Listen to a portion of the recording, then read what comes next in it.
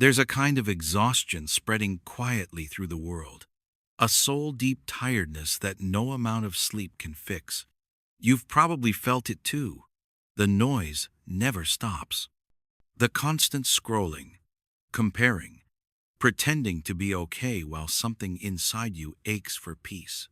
And when you finally pause long enough to feel it, a quiet thought slips through the cracks. There must be more than this. This video is for those who hear that whisper, for the old souls, who feel too deeply, think too much, and can't seem to find their place in a world that never slows down. It's about the moment you start to withdraw, not because you're broken, but because you're waking up. Across these chapters, we'll explore the journey of stepping away from noise and returning to truth, from the chaos of modern life to the stillness of the soul. You'll see that silence isn't loneliness, it's remembrance. Withdrawal isn't escape, it's transformation. So take a breath. Let the world fade for a while. What you're about to hear isn't a story about disappearing. It's about finally coming home to yourself. There's a strange kind of silence hiding beneath the noise of our world. You can hear it if you listen closely. Behind the engines, the notifications, the endless chatter that fills every moment. It's a silence that doesn't come from peace, but from exhaustion. The world hums louder than ever, yet somehow, beneath it all, most people feel nothing. It's as if everyone's shouting just to avoid hearing their own thoughts. The old soul feels this first. It's not about age or wisdom, it's something ancient that lives inside certain hearts. They feel the weight of every conversation, every flashing screen, every argument about things that don't matter. They notice the invisible tension that most people ignore. Where others scroll, they stop. Where others chase, they pause. They can sense that something is wrong, not in the world itself, but in the way the world has forgotten how to be still. Everywhere they turn, there's noise. Not just sound, but opinions, comparisons, distractions, dressed as dreams. Everyone wants to be seen, heard, liked, and followed. But the old soul doesn't want any of that. They don't want to compete for attention. They want to remember what life feels like when you're not performing it. And yet, that desire makes them feel like strangers. Because when you move slower in a world built on speed, people think you're falling behind. When you choose silence over constant talking, they think something's wrong with you. The old soul feels the dissonance deep in their bones, the sense that the world has become too loud for truth to be heard. They start to notice how few people are really present. Conversations aren't exchanges anymore, they're performances. Smiles feel rehearsed. Even joy seems filtered, captured for an audience rather than lived. The old soul watches and wonders, when did we trade meaning for noise? When did we forget that silence isn't empty? It's where the soul speaks. Sometimes, late at night, when the street's quiet and the screens go dark, they can finally breathe. It's in those hours that they remember something real, a time when life felt slower, when you could feel the wind and it meant something, when existing didn't require proving anything. But as the world hums back to life each morning, the pressure returns, the rush, the feed, the endless doing. It's like living inside a storm made of human voices. And for the old soul, the hardest part isn't the noise itself, but the realization that most people have grown addicted to it. They no longer want silence, because silence makes them feel. So the old soul begins to drift inward, not out of arrogance, but necessity.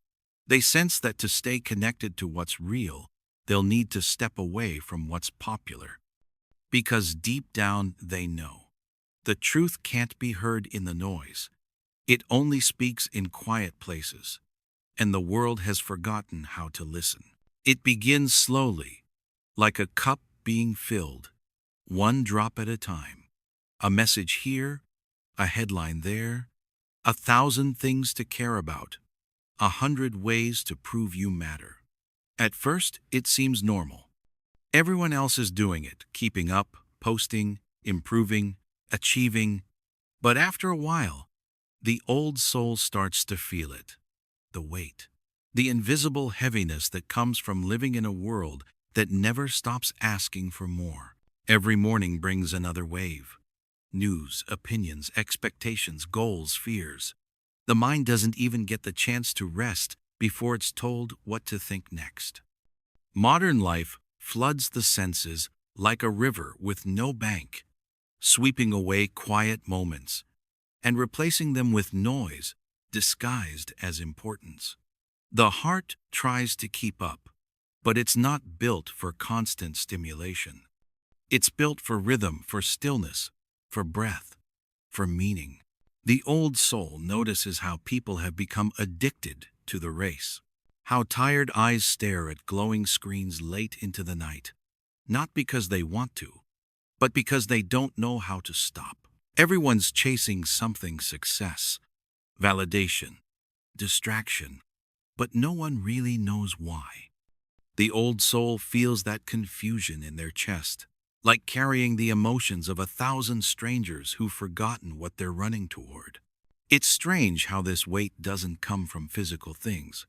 It's not the job, or the traffic, or the bills. It's the endless comparison, the invisible measuring, the quiet feeling that whatever you do, someone's already done it better.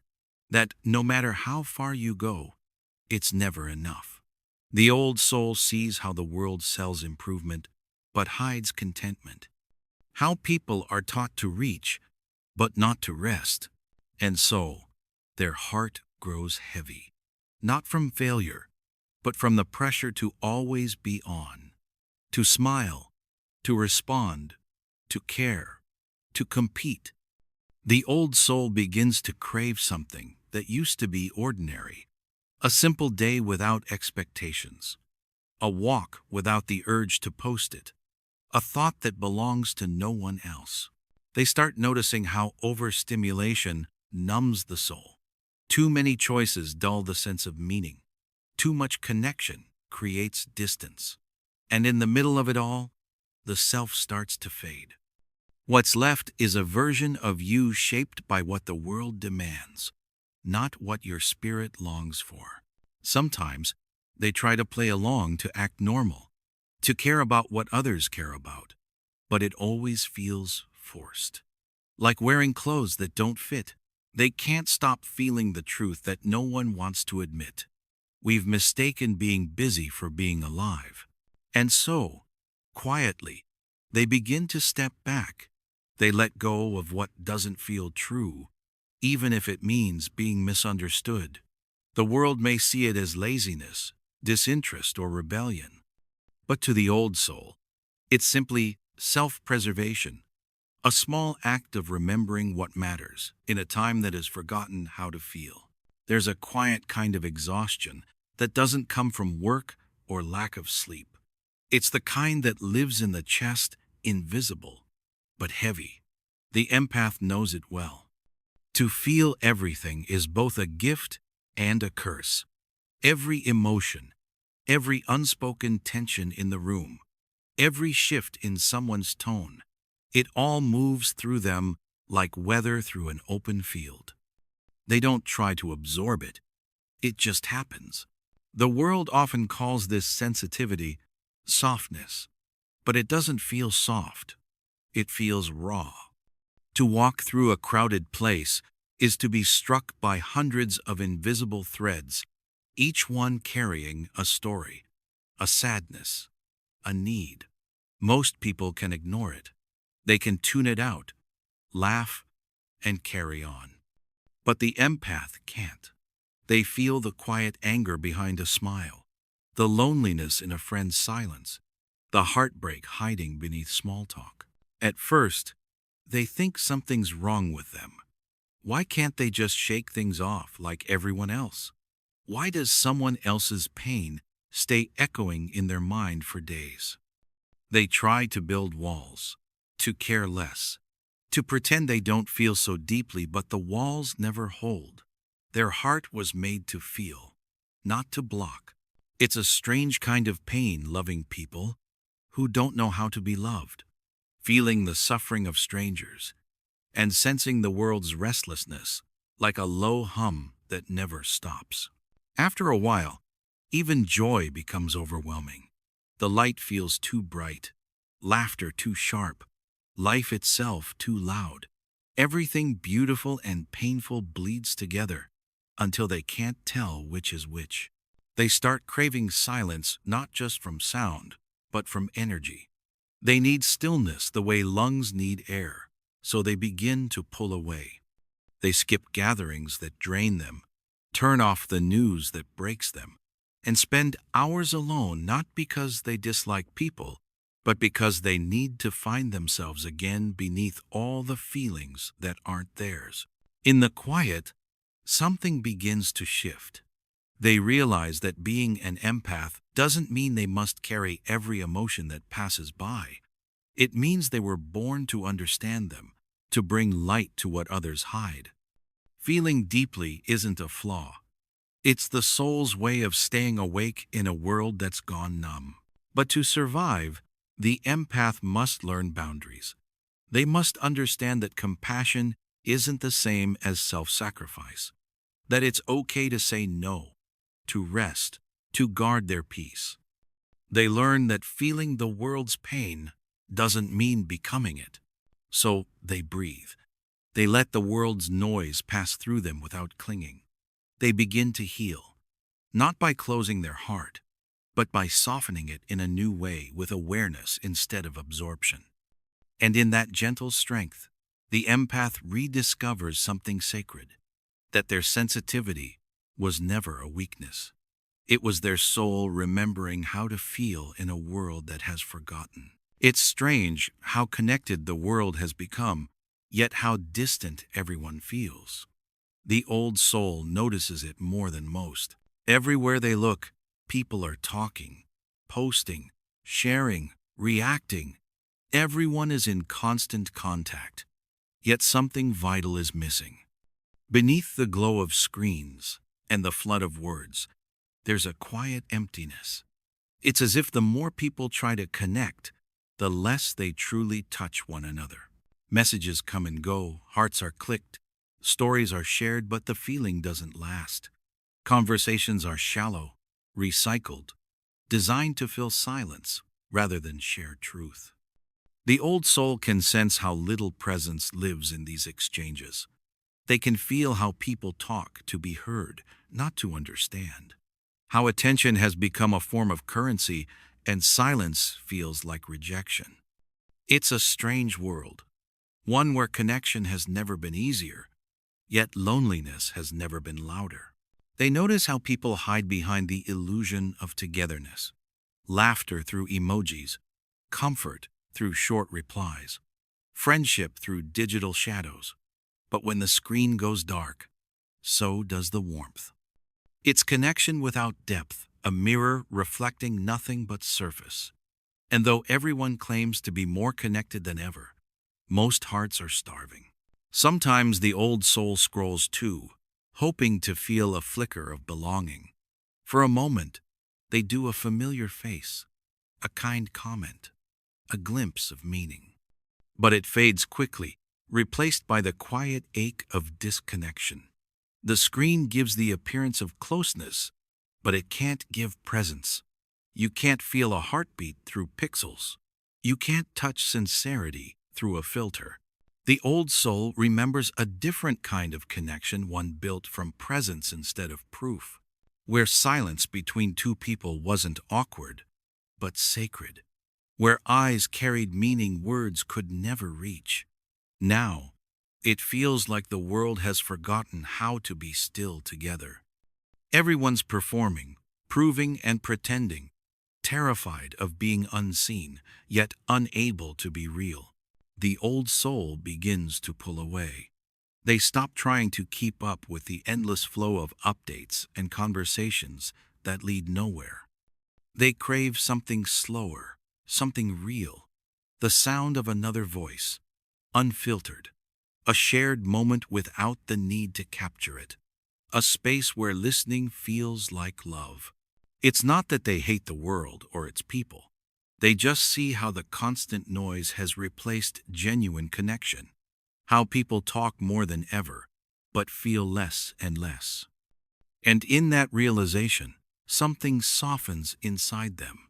They understand that true connection isn't about constant contact, it's about depth, attention, and presence.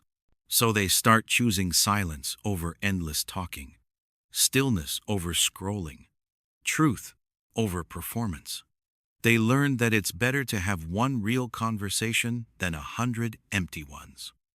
Because what the world calls connection is often just noise, and what the soul truly longs for is presence. The kind that needs no words, no screen, no proof, just two hearts, quietly meeting in the same moment, fully there. There comes a time when everything starts to feel strangely hollow. The old soul can't explain it. Nothing is exactly wrong, but nothing feels right either. The routines, the goals, the endless distractions that once filled their days start to lose their taste. The laughter fades quicker, the victories feel smaller, and the quiet between moments begins to stretch wider. Beneath all of it, there's a soft ache, a whisper that says, there must be more. It isn't a loud cry. It's something deeper, like the memory of a song the heart once knew but forgot how to hum. The world tells them to keep moving, to fill the emptiness with more. More plans, more achievements, more noise. But the more they chase, the emptier it feels. Meaning isn't hiding in motion, it's waiting in stillness. And that's what frightens most people, the stillness. The old soul starts to notice how easily people confuse busyness with purpose. Everyone's rushing somewhere, but few know why. They talk about success, about doing great things, about getting ahead, but ahead of what? To where? The old soul feels the strange weight of it all, as if humanity is sprinting in circles, terrified of stopping long enough to face itself. Sometimes, late at night, when the noise of the day finally fades, they feel that quiet ache the most. It hums softly beneath their ribs, not painful, but persistent. It's the soul's way of reminding them that there's more to life than survival. That deep down, every human being is searching for something real, something that can't be bought, posted, or performed. They remember moments that felt different, the way time used to slow when they were fully present, staring at the sky, laughing with someone they loved, or simply sitting in silence without needing to fill it. Those moments didn't need proof or purpose. They were the purpose. And somewhere along the way, the world taught everyone to overlook them. The ache grows not from lack, but from forgetting. Forgetting that meaning doesn't shout, it whispers. It hides in simplicity, in truth, in being fully here. But the modern world has trained hearts to seek it everywhere else, in the next achievement, the next distraction, the next escape. The old soul begins to listen differently. They stop searching for meaning as if it's something to be found, and start creating it instead in kindness, in awareness, in slowing down enough to actually feel life. The whisper inside grows stronger, clearer, like an echo from a time before time. You are not here to win. You are here to remember. And so, they follow that faint call, not towards something new, but towards something ancient. Something the world forgot, but the soul never did. Meaning isn't waiting somewhere distant. It's woven quietly into every breath, every sunrise, every act of genuine presence. It's been there all along, softly asking to be remembered. It doesn't happen all at once. The withdrawal begins quietly, almost without reason. One day, the old soul just feels tired, not in the body, but somewhere deeper, in a place that can't be reached by sleep. The noise of the world starts to sting. The endless talking feels empty, and even familiar faces begin to blur into the background. Without knowing why, they start saying no. No to plans that drain them. No to conversations that go nowhere. No to the constant demand to be available. At first, they feel guilty for it. People notice the change and ask what's wrong, but there's no easy answer. Nothing dramatic has happened. No heartbreak, no crisis. Just an invisible shift inside. The soul is quietly pulling back from everything that no longer feels real. The old soul begins to crave simplicity, silence, instead of small talk, space instead of crowds, solitude instead of approval. It isn't isolation out of anger. It's more like a soft retreat, a way of catching their breath after years of holding it. The more they slow down, the more they realize how much energy was spent trying to belong. They remember how often they forced laughter, how many times they said, "I'm fine," when they weren't, how much pretending it took to survive in a world that rewards masks over honesty. Now, they don't want to pretend anymore. So they turn inward. They start to notice things they once ignored: the sound of their own thoughts, the rhythm of their breath, the way sunlight feels on their skin.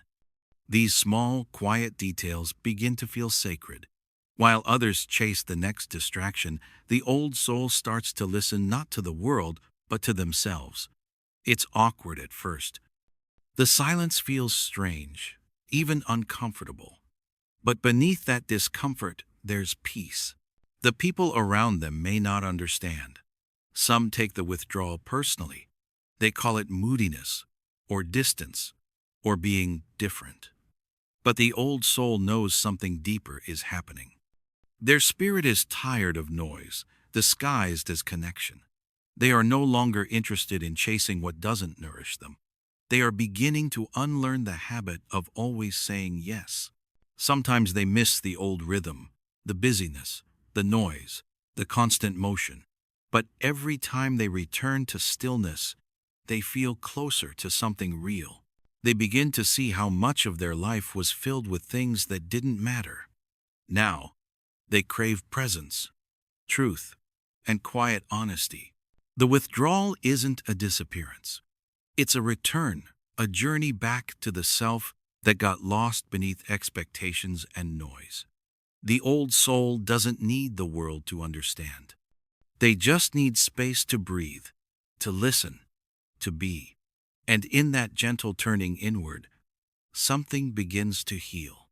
The heart grows lighter, the mind softens, and for the first time in a long while, silence feels like home. At first, the silence feels like freedom, like finally stepping out of a crowded room after years of noise. But soon, the quiet begins to echo. It stretches out wider than expected, and in that vast stillness, the old soul feels something new: loneliness. Not the kind that comes from being alone, but the kind that comes from realizing how few people can meet you where you really are.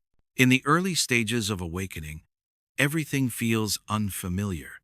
The things that once brought comfort, the conversations, the routines, the constant motion no longer fit. Yet the peace that was supposed to replace them hasn't fully arrived. It's a strange in-between place, too awake to go back, too uncertain to move forward. The silence that once promised rest now feels unbearable. There are days the old soul misses the noise. Even though it used to drain them, they miss the comfort of blending in, the illusion of belonging. But deep down, they know that returning would mean abandoning the truth they've begun to touch. Once you've seen life beneath the surface, it's impossible to unsee it. That's what makes awakening so lonely. You begin to live at a different depth, and the world around you still swims on the surface. They try to explain it, but words fall flat. How do you tell someone that the person you used to be is fading? That the old pleasures don't fit anymore? That sometimes even joy feels different, quieter, slower, heavier with meaning? The old soul finds themselves smiling less, but feeling more. They don't crave excitement anymore. They crave peace. And that shift separates them from most of the world. At night, when the house is still, the loneliness grows louder. The mind starts whispering, asking if this path is worth it, if solitude is really healing, or just another kind of pain. The soul trembles between those two truths, solitude and isolation, trying to understand where one ends and the other begins. But in the quiet, something else begins to happen. Beneath the ache, a new kind of presence awakens. It's faint, but steady. It's the voice of the self, the one that was buried beneath years of pretending, pleasing, and surviving.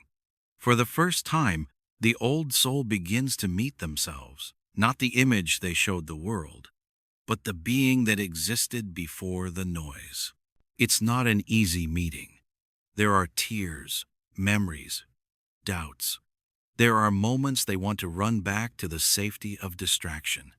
But each time they face the loneliness, something softens.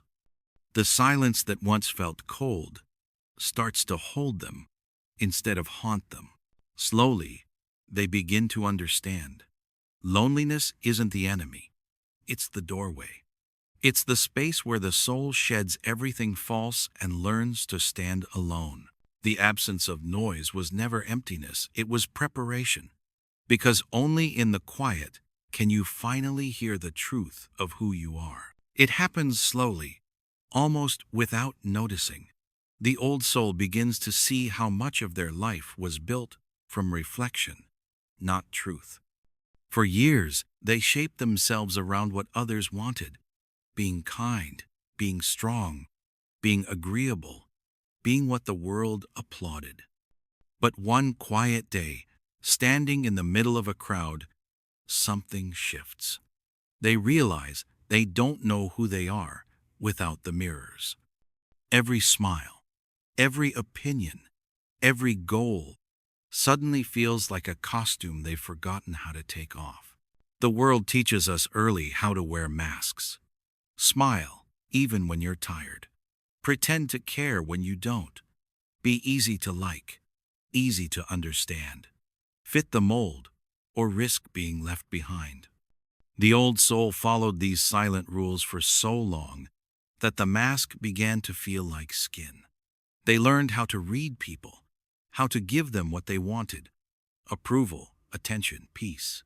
It kept the world happy, but it left their own spirit starving. Now, in the stillness that follows their withdrawal, the truth becomes harder to ignore. They start to feel the weight of all the roles they've played. The good friend, the listener, the achiever, the one who never causes trouble. Each mask served a purpose once, but now it feels like they've been living in borrowed identities. They can't remember the last time they said something that didn't need to be filtered. The mirror of the crowd reflects everything but the self. It shows what others expect to see, never what's real. The old soul begins to wonder, if all these reflections disappeared, what would remain? Who am I when no one is watching? The question feels both terrifying and freeing. At first, removing the masks feels impossible. The fear of being misunderstood or rejected runs deep, but pretending has become heavier than the truth. So they start small, saying no when they mean no, not smiling when something isn't funny, letting silence replace forced words. It feels awkward at first, like learning to breathe again after holding their breath for years. The crowd doesn't like it. People who once admired their calm start calling them distant. Those who loved their kindness now say they've changed. But that's the cost of authenticity. Not everyone will recognize the real you when they've fallen in love with your mask. Still, the old soul continues. They learn that losing approval is not the same as losing love. They discover that truth attracts truth, that the fewer masks they wear, the more real their connections become. They begin to find beauty in being unseen, in not performing, in simply existing as they are. And one day, standing before the mirror, they see something new, not a reflection shaped by others, but a presence untouched by judgment. It's raw, honest, quiet, and whole. For the first time, they meet the person beneath the performance. The masks crumble, and what's left isn't a loss. It's the beginning of being real. There comes a moment when everything you thought you knew about yourself starts to fall apart. It doesn't happen with drama or noise. It's quiet, almost peaceful, like snow melting after a long winter. The old soul begins to see how much of what they believed wasn't really theirs. The opinions, the fears, the goals, they were all borrowed. They belonged to parents, teachers, friends, and the world that told them who they should be. Now, as the masks fade, so do the rules that once defined them. Unlearning feels strange. It's like being emptied from the inside out. The stories that once gave comfort start to sound false. The ambitions that once seemed urgent now feel hollow. Even the idea of who they are begins to blur. At first, the emptiness is frightening. Without the roles and beliefs that shape them, the old soul wonders what's left. Who are you when everything you built yourself upon dissolves? The mind fights to hold on. It tries to rebuild, to find new labels, new definitions to cling to. But the deeper the soul goes, the more it sees that the truth doesn't need decoration. It just is. And that realization shakes everything. Because simplicity can feel like loss when you've been taught that meaning must be complex. They start to see how much of life was spent chasing validation, being right, being good, being successful. But now, none of those words hold power. They start questioning things they never dared to before.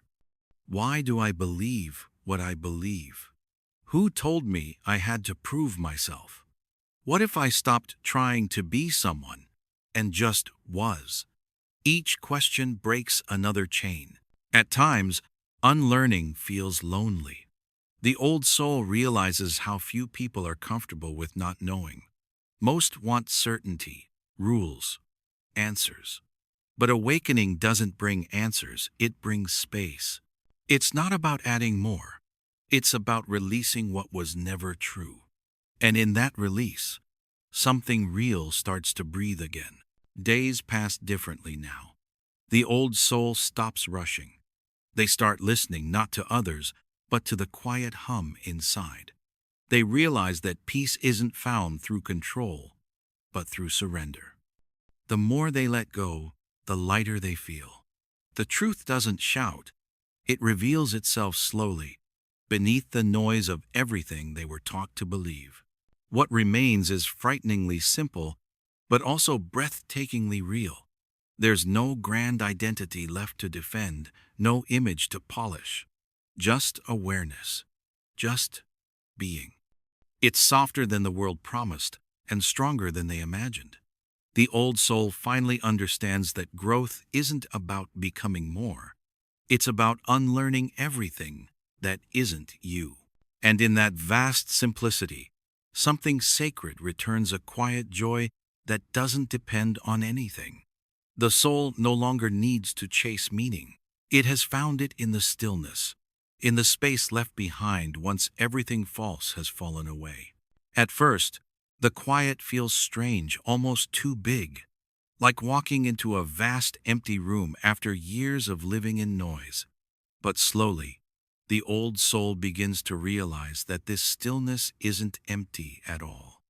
It's alive. It's full of something the world forgot: peace. The sacred retreat begins not as a choice, but as a necessity. After so much pretending, so much noise and performance, the soul craves the simplicity of silence. Days start to slow down. The constant checking, scrolling, talking fades away. Nature becomes the new conversation. The wind has a voice now. The moon feels like company. The old soul starts to find comfort in things that ask for nothing: the sound of rain, the way sunlight touches the trees, the soft rhythm of their own breathing. What once felt like isolation now feels like home. It's here, in the retreat, that the world's weight begins to lift. The pressure to impress, to belong, to be someone, slowly dissolves. There's no one to perform for here, no image to protect. The soul can finally rest, not the kind of rest that comes from sleep, but the kind that comes from truth. Stillness becomes sanctuary. Sometimes loneliness visits.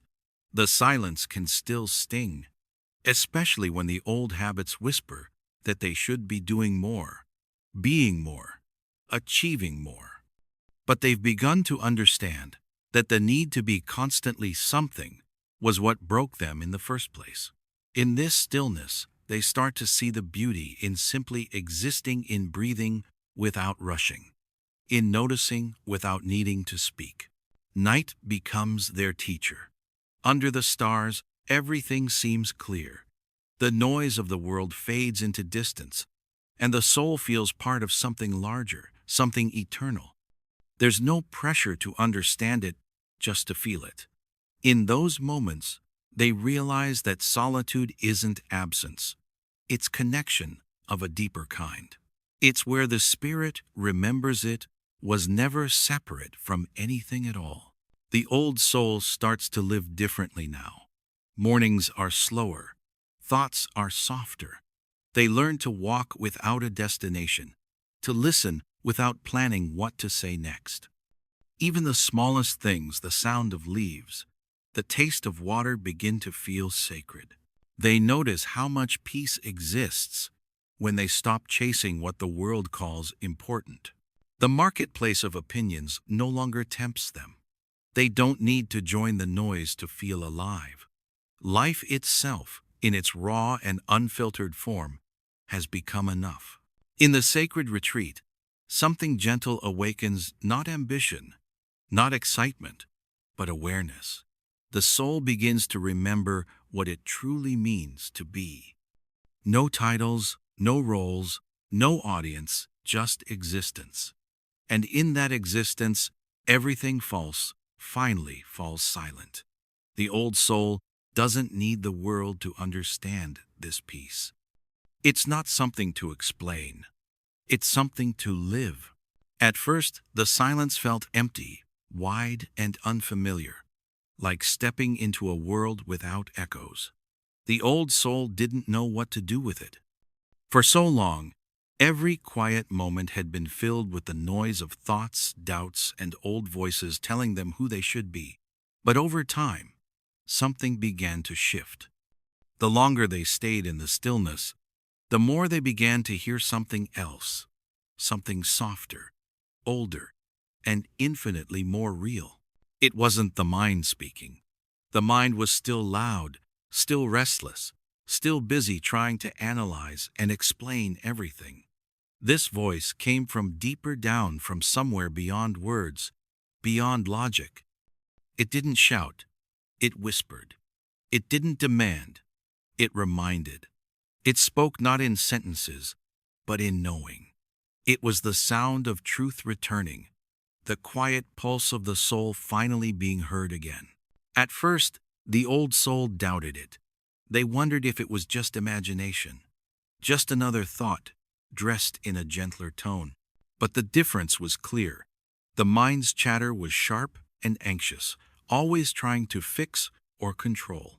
The soul's voice felt calm, steady, and simple. It didn't argue. It didn't try to convince. It just was. This inner voice had been there all along, buried beneath years of noise and expectations. It had whispered during moments of pain, nudged gently when they strayed too far, and waited patiently when they ignored it. Now, in the quiet, it finally had space to breathe. And the more the old soul listened, the more they realized that this was the voice they'd been searching for all their life. It didn't tell them what to do, it reminded them of what they already knew. It reminded them that peace isn't something to chase, but something to return to. It reminded them that their worth isn't earned, it's remembered. That love doesn't need to be found, only uncovered. The old soul began to trust it. They stopped needing the world's approval because they had begun to recognize the truth within themselves. They noticed that every time they ignored this voice, life felt heavier.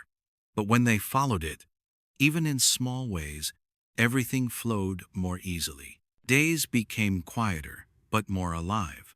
The simplest decisions, what to say, where to go, when to rest, began to come from intuition instead of pressure. The inner voice didn't always make logical sense, but it always felt right. And that feeling, that gentle pull toward truth, became the new compass. There were still moments of doubt, of course. The old patterns didn't disappear overnight. But now, there was something steady beneath the noise, a foundation that couldn't be shaken. The soul had begun to lead again. In the silence, the old soul realized that the guidance they'd been chasing through books, people, and endless searching had always lived within them. The voice wasn't new, it was ancient. It was the sound of home. There comes a moment when the world that once felt exciting begins to feel unbearable.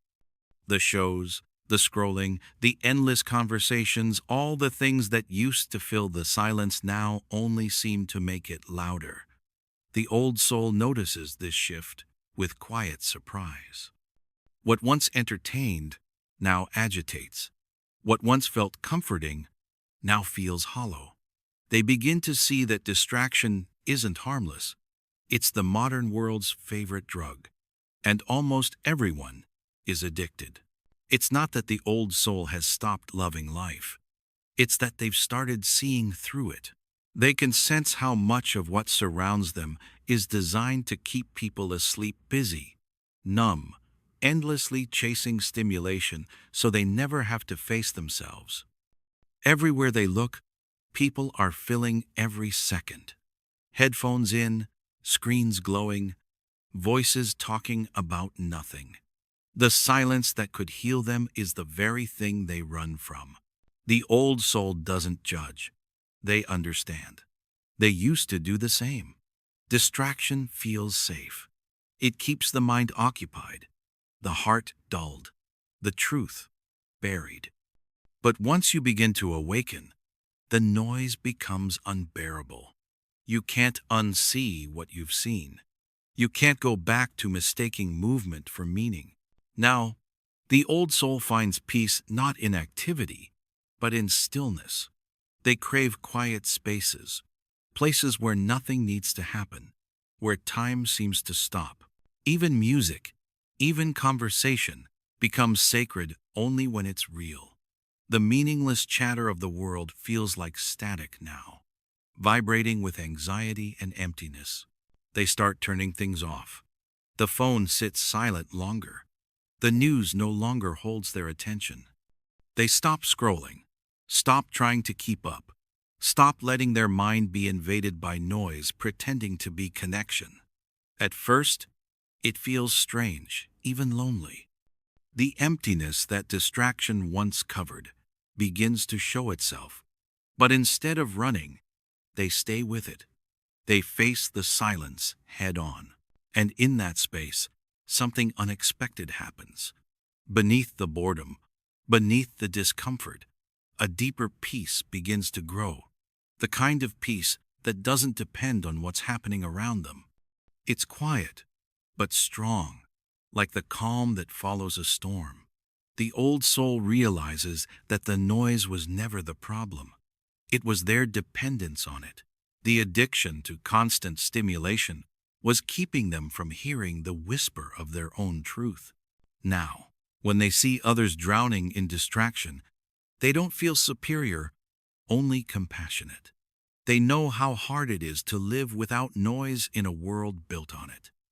But they also know that real freedom begins there, in the willingness to sit with silence until it no longer feels empty. So, they keep choosing quiet. They keep walking away from the flashing lights, the endless feed, the meaningless noise, because they've learned something simple and rare. Peace doesn't come from adding more. It comes from subtracting everything that was never real. There comes a point when walking alone no longer feels like being left behind. It feels like coming home. The old soul used to fear solitude, mistaking it for loneliness, for something empty or broken.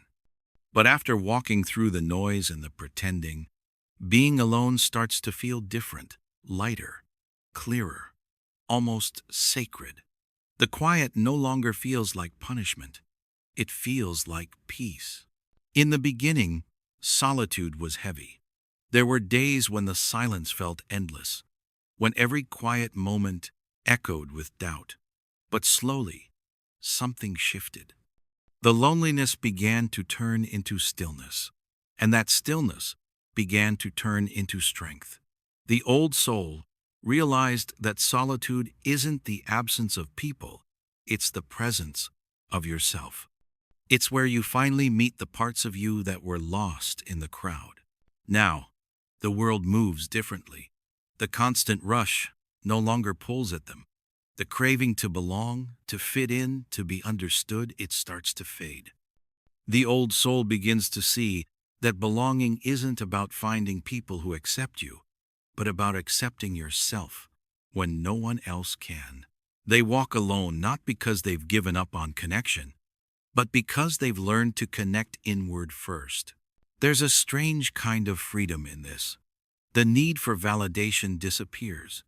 The silence that once felt cold begins to glow with warmth.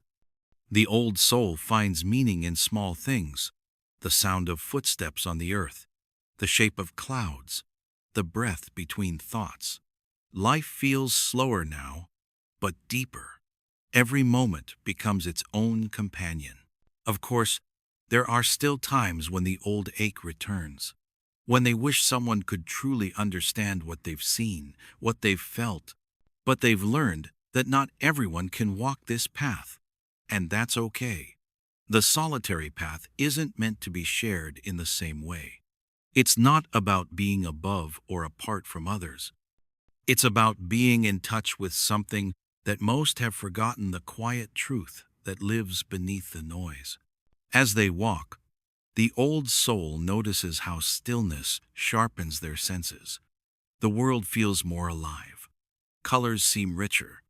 Air feels cleaner. Even silence has texture. What others call emptiness now feels full of life.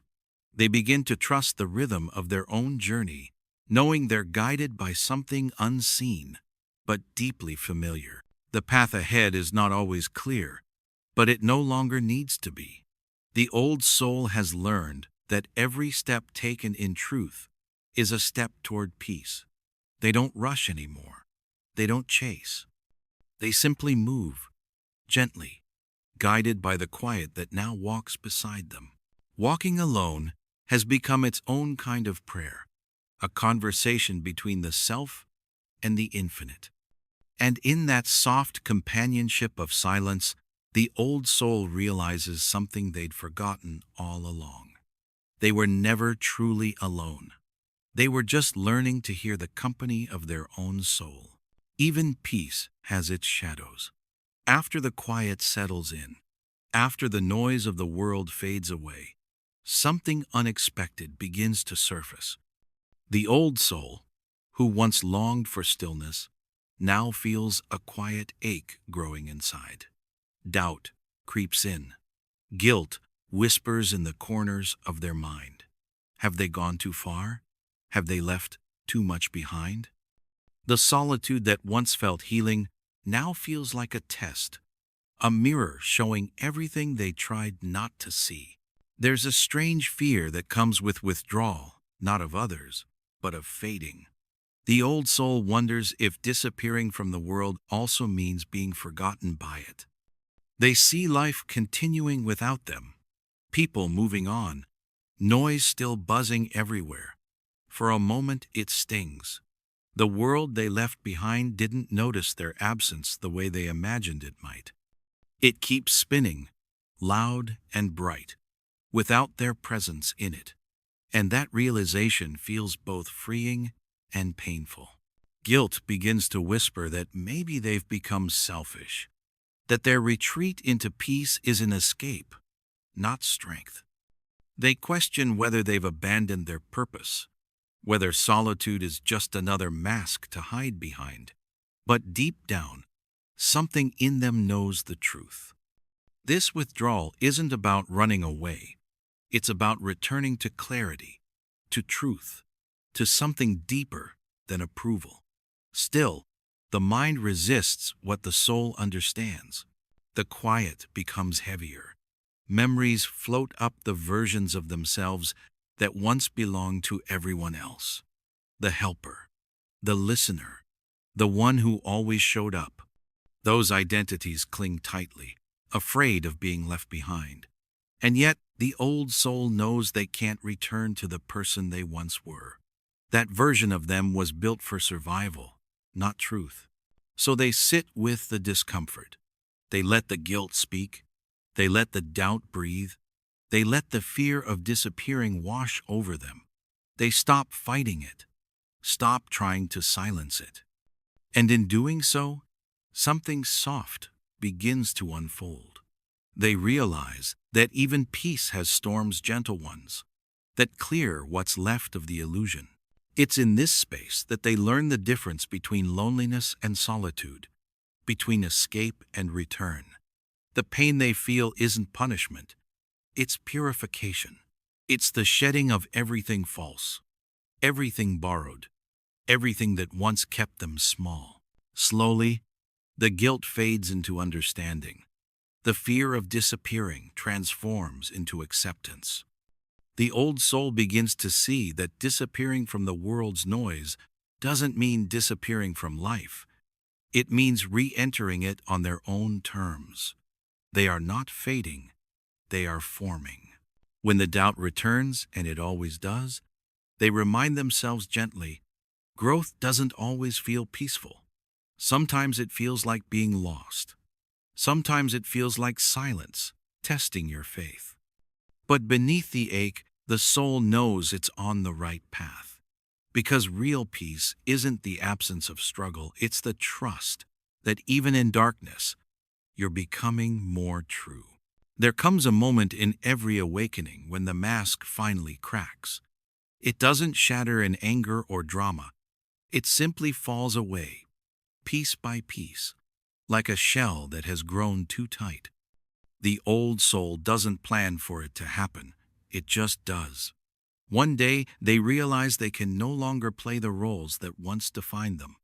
The image they worked so hard to maintain, the good one, the strong one, the one who fits, no longer feels real.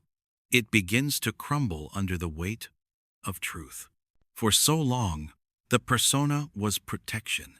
It helped them survive in a world that rewards performance over honesty. It kept them safe, liked, and accepted. But now, it feels like a prison made of approval. The old soul sees how much of their life was spent trying to belong to places that were never meant for them.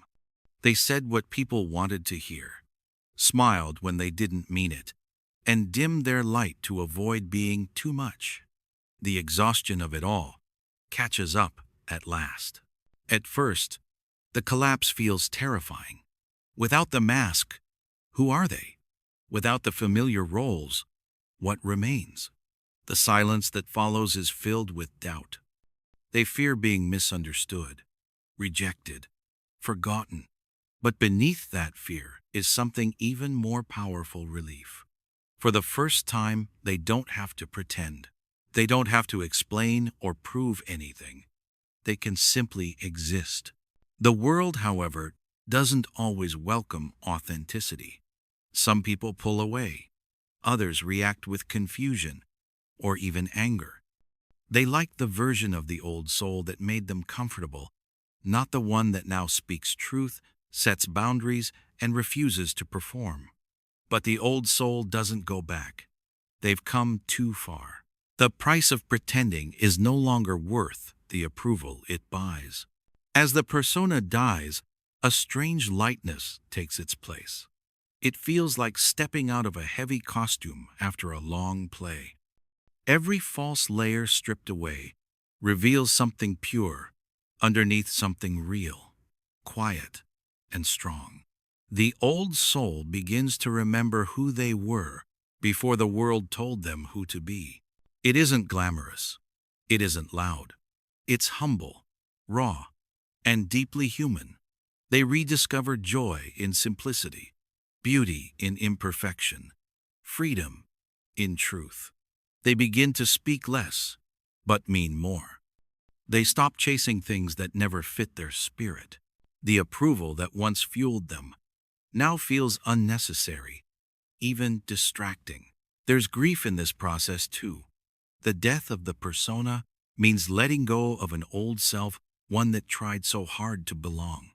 But in that death, something sacred is born. A self that doesn't need validation to feel alive. A soul that no longer hides behind image or fear. The old soul looks in the mirror and sees a face unmasked, tired, maybe, but real. And in that reflection, they find something they'd been missing all along: peace. Not the kind given by others, but the kind that comes from finally being enough, exactly as they are. The stillness that once felt peaceful begins to deepen into something stranger, something vast and wordless. It's no longer just quiet, it's empty. Not the kind of emptiness that hurts, but the kind that strips away everything that isn't real. The old soul feels it first, as a kind of falling, a slow descent into a space where even thought begins to fade. The world outside grows distant, almost dreamlike, as if it's been paused. What remains is awareness itself, watching everything, holding everything, but belonging to nothing. It's both beautiful and frightening. The mind tries to resist it, grasping for something solid to hold on to. It searches for identity, for story, for definition. But down here, none of that survives. The name, the past, the roles, all the things that once made up me begin to dissolve, like mist touched by sunlight. The old soul realizes that stillness isn't just the absence of sound, it's the absence of self as they once knew it. There's a moment of fear in that realization. The ego whispers, "If I let go, will I disappear?" It's the same fear that's haunted humanity since the beginning, the terror of nothingness. But as the old soul sits with it, something unexpected happens. The void doesn't swallow them. It holds them. It's not empty after all. It's full of a presence too quiet to be noticed until now. In that stillness, truth begins to reveal itself, not as words or ideas, but as knowing direct, silent, unmistakable. The old soul sees how much of life was lived inside a dream of identity. How much energy went into protecting an image that was never real to begin with. Beneath the noise, beneath the thoughts, beneath even the emotions, there's something untouched, something that doesn't come or go. It's what they truly are, and it was always here. The descent isn't easy. There are days when the emptiness feels too deep, too endless. The world still calls from above, offering distraction, validation, identity. But every time the old soul tries to climb back, they find the noise unbearable. The silence may be vast, but it's honest. And that honesty feels like freedom. They begin to see life differently now. The boundaries between self and world start to blur.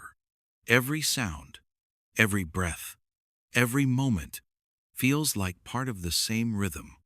The separateness that once defined them starts to dissolve. And in its place, there's peace. Not the peace of escape, but the peace of unity. The descent into stillness becomes a homecoming. The old soul finally understands that beneath everything, beneath the masks, the noise, the fear, lies something eternal. The void was never a void. It was the space where the truth had been waiting all along. And in surrendering to it, they don't disappear. They awaken. It begins like a faint echo inside the stillness, a voice not made of words, but of knowing. It doesn't rush. It doesn't shout. It feels ancient, calm, and endlessly patient. The old soul has felt this presence before, in fleeting moments standing beneath stars, listening to rain, or staring into firelight. But now, after walking through the silence and shedding everything false, this voice finally steps forward. It is the inner sage, the self that always was, but was never heard. At first, the old soul mistakes it for imagination. The mind tries to label it, to explain it away. But the sage's presence feels different from thought. It carries no fear, no judgment, no urgency. It doesn't argue. It simply is. It feels like the earth, steady, unmoved, infinite. It speaks not in commands but in clarity, reminding the old soul of what they've always known but forgotten, that wisdom was never outside them. It's been waiting in silence, beneath the layers of noise, ready to be remembered. The old soul begins to listen. In this inner dialogue, there are no questions that need answers, only understanding that unfolds naturally. When they think of all the times they forced things, chased people, or tried to control outcomes, the sage reminds them gently, nothing real can be forced. When they think of their past pain, the sage whispers, every wound was a doorway to awareness. The words are simple, but they carry a peace that the mind could never create. The more they listen, the more the world around them slows. The same life continues the same faces, the same responsibilities, but now there's a presence beneath it all. The old soul starts to act from this deeper awareness. Instead of reacting from fear, they speak less but mean more. They seek less but notice more. It feels as if life itself has become an act of listening. The sage doesn't offer escape from the world. Instead, it teaches how to walk through it differently, with softness instead of resistance, with understanding instead of control. The old soul begins to realize that wisdom isn't about knowing everything. It's about seeing clearly, seeing the patterns, the illusions, the beauty hiding in the ordinary. Sometimes the old habits try to return. Doubt knocks at the door, but even that doesn't unsettle them anymore. The sage doesn't fight the darkness. It simply shines through it. It knows that both shadow and light belong to the same whole. The old soul begins to live from that knowing, not trying to fix life, but to flow with it. What once felt like a search now feels like remembrance. The old soul understands that the sage isn't someone new, it's who they were before the world taught them to forget. This inner wisdom isn't borrowed, learned, or found. It's the quiet truth that was always waiting within, patiently whispering, "Welcome home." After the storm of transformation, life begins to feel strangely gentle again. The old soul wakes one morning and notices how the sunlight falls across the floor, soft, golden, almost alive. For the first time in what feels like forever, they don't rush to fill the day. They just watch. They breathe. They feel. Something within them has shifted, not in a grand or dramatic way, but in a quiet, sacred one. The world that once felt heavy now feels beautifully simple. The old soul begins to rediscover joy in small things. The sound of birds greeting the morning, the scent of rain on earth, the warmth of tea between their hands. These moments used to go unnoticed, buried beneath the noise of ambition and distraction. Now they shimmer with meaning. Every ordinary thing seems to carry a pulse of life, a quiet invitation to slow down and see. This is the rebirth of simplicity, the return to what was always here but long overlooked. The old soul realizes that peace was never waiting in some distant goal or mystical truth. It was hiding in the present moment, in the rhythm of existence itself. Joy was never lost. It was simply buried beneath too much trying. They start to move through the world differently, no longer chasing what's next. They begin to appreciate what is. Every breath feels sacred, every step deliberate. Even pain, when it comes, feels softer, no longer an enemy, but a reminder that to be alive is to feel deeply. The old soul no longer searches for meaning in grand gestures or endless answers. The meaning is in the simplicity, in being awake to life as it unfolds, without needing to change it. There's humility in this new way of being. They don't feel the need to preach or explain. They've seen how truth doesn't need to be shouted. It lives quietly, in kindness, in patience, in noticing the beauty that most people rush past.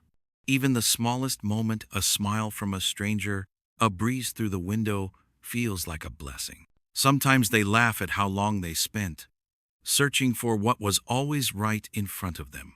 The world hasn't changed, but their eyes have. They see with softness now, not hunger. They've stopped measuring life by how much they achieve, and started feeling it by how deeply they're present. The old soul begins to understand that simplicity isn't the absence of depth, it's the doorway to it. When the mind quiets, when the noise fades, life reveals its natural grace. The sacred hides in the ordinary, waiting for those who slow down enough to see.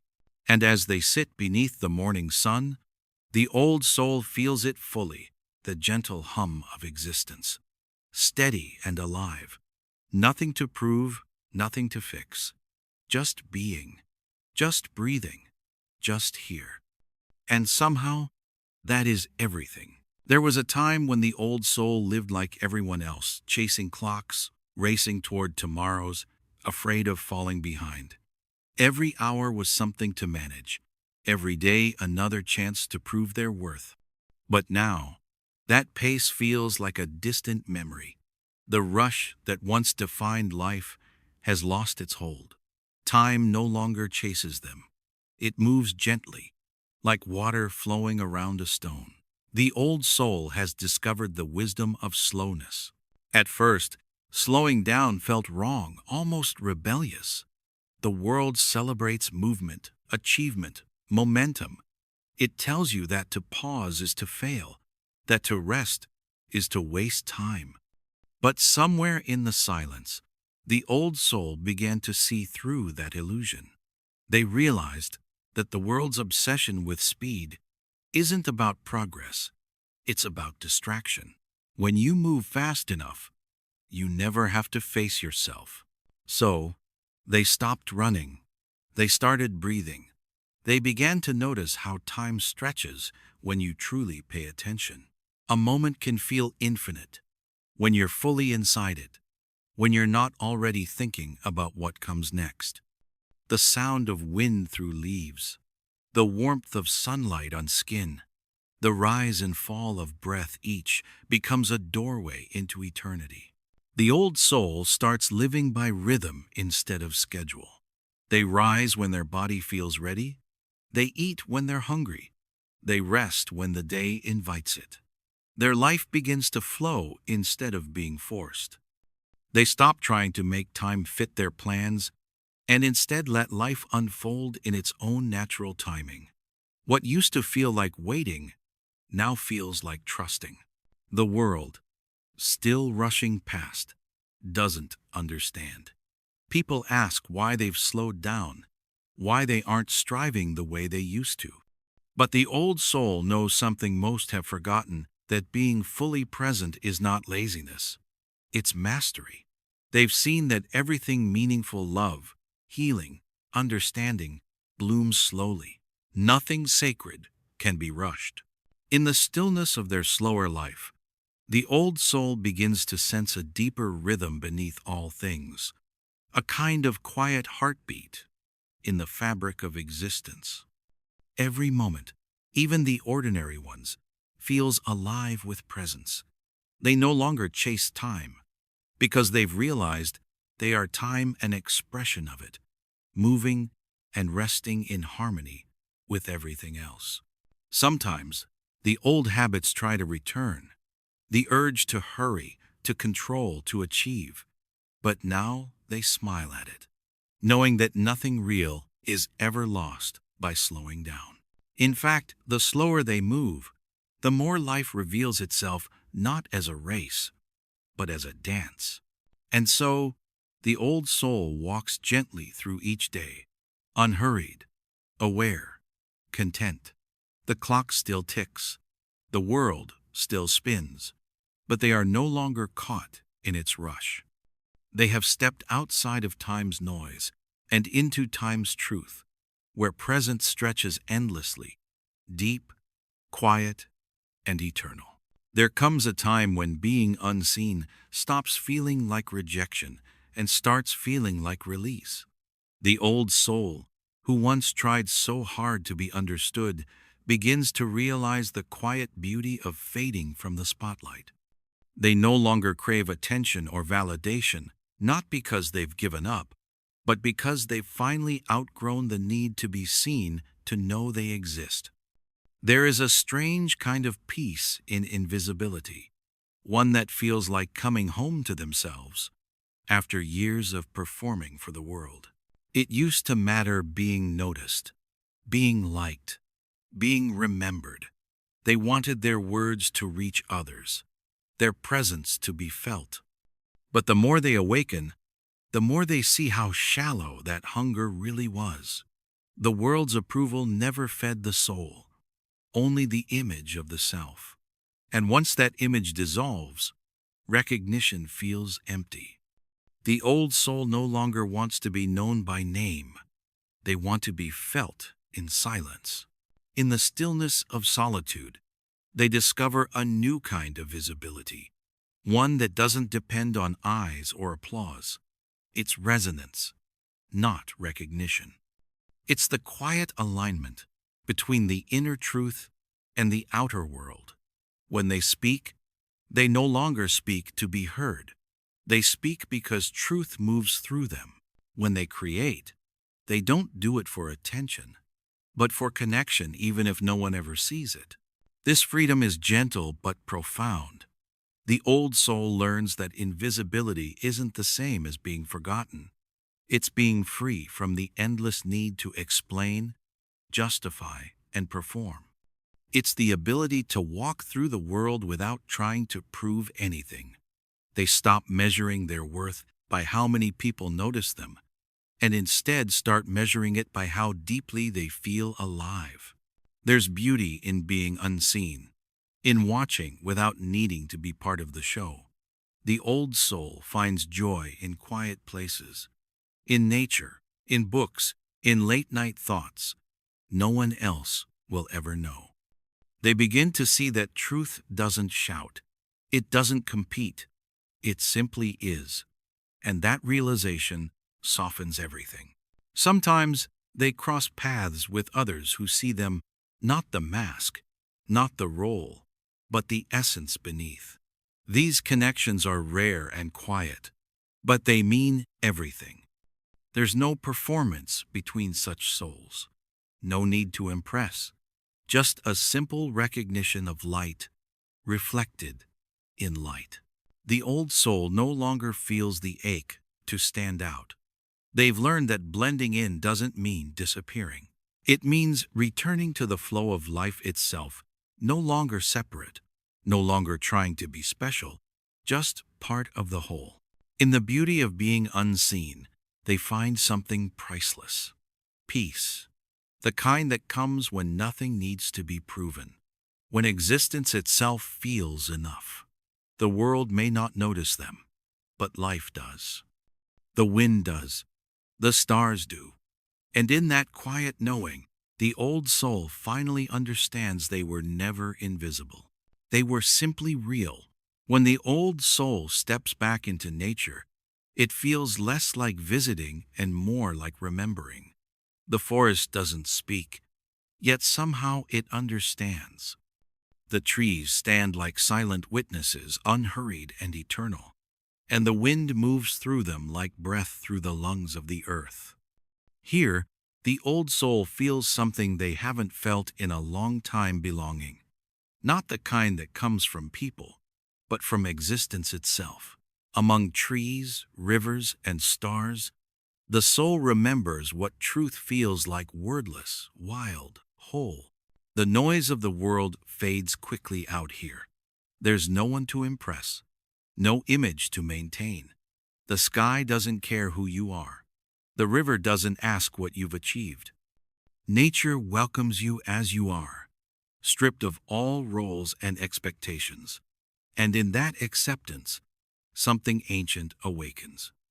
The old soul begins to remember what peace really means: not perfection, but harmony. The kind that lives in balance, in cycles, in the quiet rhythm of everything simply being what it is. They start to notice the small things: the way sunlight filters through leaves, the way the air cools just before rain, the quiet song of crickets at dusk. Each moment feels like a secret being revealed, a reminder that the world was never meant to be conquered or controlled, only experienced. Every sound, every scent, every flicker of movement whispers the same truth: you are part of this. As the old soul walks deeper into the wild, they realize how disconnected modern life has become from this reality. So much of humanity's suffering comes from forgetting its roots, from believing itself separate from the world it was born into. The old soul can feel how the earth still holds memory, how every gust of wind and every grain of soil carries stories older than language. To touch the bark of a tree is to touch time itself. Sometimes they lie beneath the stars and remember how small they are, and instead of fear, they feel peace. The vastness above doesn't make them feel insignificant. It makes them feel included. They see how everything belongs to the same silence, the same pulse of creation. There's no competition here, no hurry. Even death, in nature, feels sacred, just another part of life's endless cycle of renewal. The old soul begins to carry that awareness back with them. They move more slowly, speak more gently, live more intentionally. They understand now that truth doesn't live in words or theories. It lives in presence, in the simple act of being alive and noticing.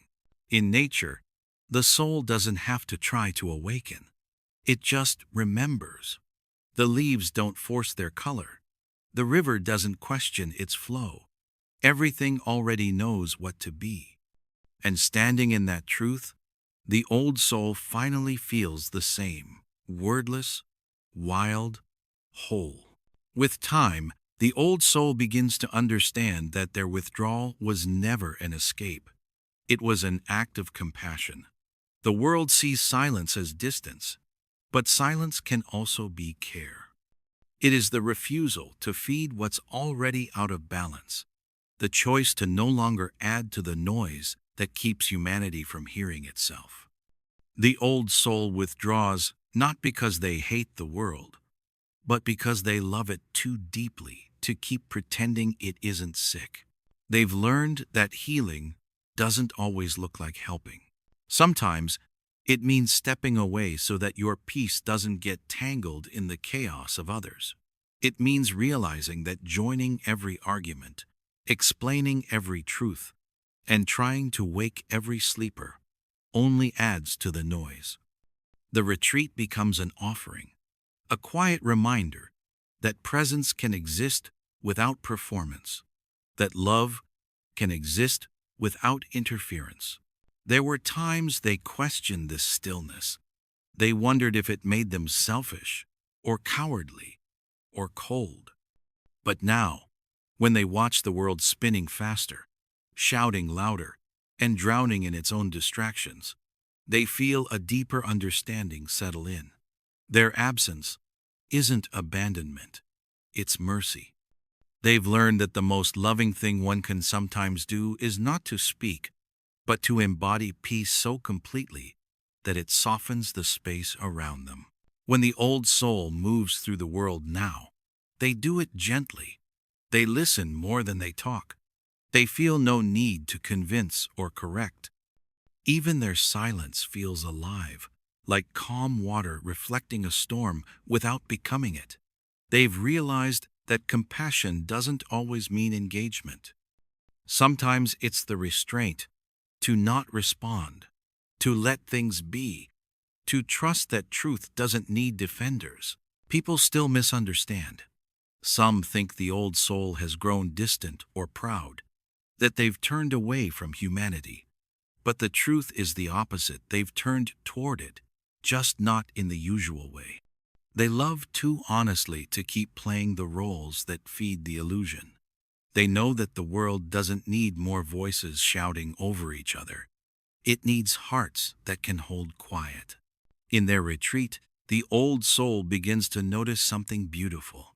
The quieter they become, the more they can feel. The pain of the world, yes, but also its grace. A single act of kindness feels louder than 1,000 empty words. The laughter of a child, the sigh of wind through leaves, these small things become proof that goodness still exists, that love still breathes quietly beneath all the noise.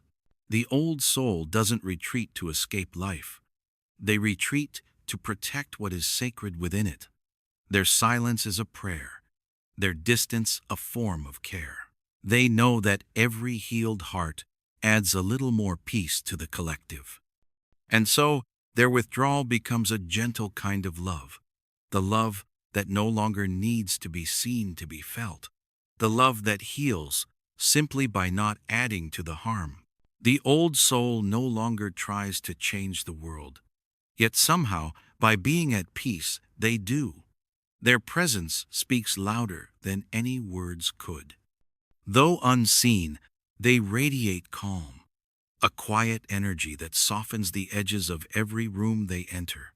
They no longer carry the weight of needing to fix, teach, or convince. They simply are, and in that being, they offer something rare in a world addicted to noise: stillness. At first, they didn't realize it. They thought their withdrawal had made them invisible, that their silence meant their voice no longer mattered. But over time, they began to notice subtle shifts, people feeling lighter around them, conversations softening, even the air seeming gentler in their presence. The old soul started to see that peace, when embodied, travels further than sound ever could. Their stillness becomes medicine for the collective chaos. They've stopped chasing influence because they've learned that the most powerful influence is invisible. True change doesn't happen through control, it happens through energy. When one person becomes calm, it gives others permission to do the same. When one person stops feeding the fire of fear and anger, the flame weakens. The old soul has become that quiet presence, the one who no longer reacts, who listens instead of argues, who chooses compassion over noise. Their days are simple. They live slowly, speak with intention, and listen deeply. When others rush, they remain grounded. When others panic, they breathe. This quiet steadiness has become their gift. It doesn't draw attention, but it creates balance, like a still lake that reflects the sky clearly only because it doesn't move. Sometimes, people seek them out without even knowing why. They say things like, "I feel calm around you," or "You make things feel okay." The old soul smiles softly, knowing it's not them that soothes, it's the peace moving through them. They've become a vessel for something ancient and universal, something that doesn't need recognition to exist. They've learned that silence isn't absence, it's space. And in that space, healing happens. The world is full of noise trying to fix itself through more noise, but the old soul knows that chaos cannot heal chaos. Only presence can. Only stillness has the strength to hold what the world refuses to feel. So they keep living quietly, intentionally, lovingly. They plant peace wherever they go, not through words, but through example. A gentle smile, a patient pause, an act of kindness that expects nothing in return. Their life has become a quiet offering, a reminder that healing doesn't always roar. Sometimes it hums softly beneath the surface. They may never be famous or known, and that no longer matters. Their purpose was never to stand out. It was to stand within, to embody what the world has forgotten, to be a mirror of calm in a time of storms. And though their contribution is silent, it echoes rippling outward, touching hearts they will never meet, carrying peace into a world still learning how to listen. In the end, the journey leads not to a distant mountaintop or some final revelation, but to stillness, the kind of quiet that feels alive. After all the wandering, all the seeking, all the peeling away, the old soul finally understands what the silence had been trying to show them all along. Withdrawal was never about running away from the world. It was about returning to the home within, to the eternal self that existed before the noise, before the names, before the pretending. For the first time in their life, the old soul doesn't feel divided. There's no inner war between who they are and who they're supposed to be. The masks are gone. The striving is over. What remains is simple presence, deep, steady, complete. The quiet no longer feels like emptiness. It feels like belonging. It's the space where they meet themselves fully, without expectation or judgment. They look back and realize how every step, the loneliness, the silence, the unlearning, was guiding them here. The pain wasn't punishment, it was purification. Every ending was really an opening. Every loss, a return. What once felt like breaking was really the soul remembering how to breathe again. Now, even the world's noise doesn't disturb them the way it once did. They can walk through chaos without losing their center, because their peace no longer depends on what's outside. They've built something unshakable, not a wall to keep the world out, but a stillness that lets life move through without leaving scars. They've discovered that home isn't a place, it's awareness. It's the quiet recognition that they were never lost, only distracted. The eternal self had been here all along, patient, watching, waiting beneath the surface of every experience. It's the self that doesn't rise or fall with fortune, that doesn't vanish when others leave. It's the part of them untouched by time, by failure, by the noise of being human. The old soul begins to live gently now. They speak less, but their words carry truth. They move slower, but with purpose. They see beauty in everything, even in endings, even in silence. Life feels lighter, not because it changed, but because they did. They finally understand that peace was never something to find. It was something to remember. In this stillness, there's no longing left, no race to run, no role to play, just breath, just being, just an endless, tender awareness of life as it is. The quiet has become their companion, their teacher, their home. And as the old soul sits beneath the open sky, surrounded by the hum of life wind in the trees, the faint echo of distant laughter, they smile. The search is over. The self they were seeking was never hidden. It was simply waiting for the world to grow quiet enough for them to hear it whisper, "Welcome home."